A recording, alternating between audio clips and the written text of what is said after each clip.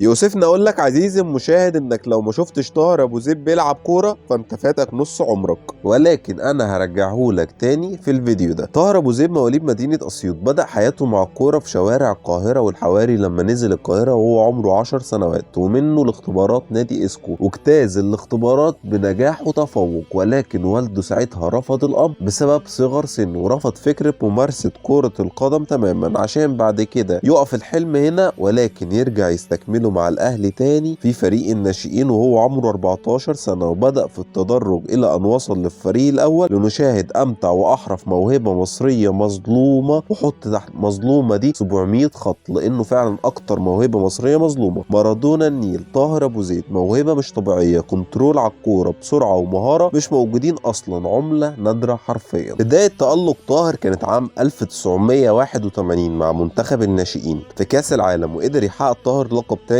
هداف البطولة متساويا مع هداف تاني برصيد 4 أهداف، خطف الأنظار كلها وقتها. وابتدت رحلة التألق مع الأحمر عشان يحقق مع الأهلي 7 بطولات دوري مصري و5 كاس مصر، وبطولة أفريقيا للأندية أبطال الدوري مرتين، وأفريقيا الأبطال الكؤوس 3 مرات، وكاس الأفرو أسيوية مرة، وكاس الاتحاد المصري مرة، وكاس الأمم الأفريقية مع المنتخب مرة. كان ليه هدف عظيم في المغرب من فاول ماركة طاهر أبو زيد، فك عقدة المغرب وقتها، واعتزل طاهر أبو زيد وهو في عز تألقه 31 عام بعد استغناء مجلس إدارة الأهلي عنه هو و7 لاعبين تاني، كان منهم علاء ميهوب وكمان ربيع ياسين. وفي قصة شهيرة في اعتزاله لازم تعرفوها، والقصة الشهيرة اللي كنت بقول لكم عليها. وطاهر أبو زيد خلاص النادي الأهلي استغنى عنه وهو لسه في عز مجده وفي عز تألقه ولسه 31 سنة وقادر يدي. وطاهر كان فعلا جاي له عروض من أندية كتير جدا ومنهم الإسماعيلي، وفعلا طاهر كان واخد عربيته وراح يمضي في الاسماعيلي، ولكن غير رأيه في آخر لحظة وحس إن هو مش هيقدر يقلع التيشيرت الأحمر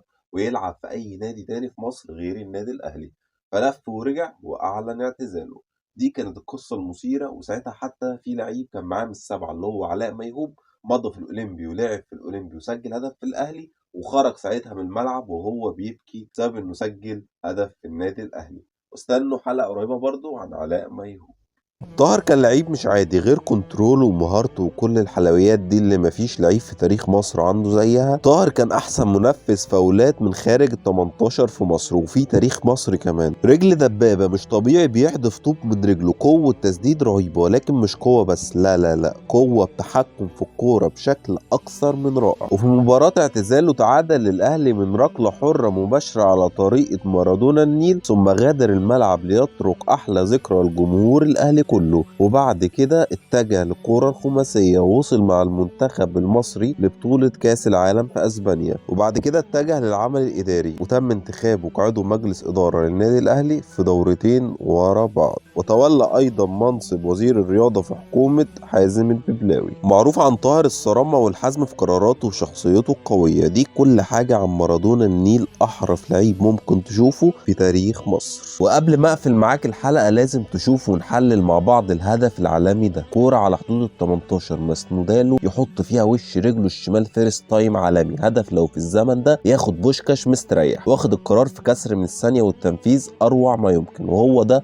طاهر ابو زيد. لأول مرة تستمتع بمهاراته واهدافه وعجبك الفيديو ما تبخلش باللايك والشير والفولو، واسف على صوت المكتوم بسبب البرد يا صديقي. وبس كده، سلام.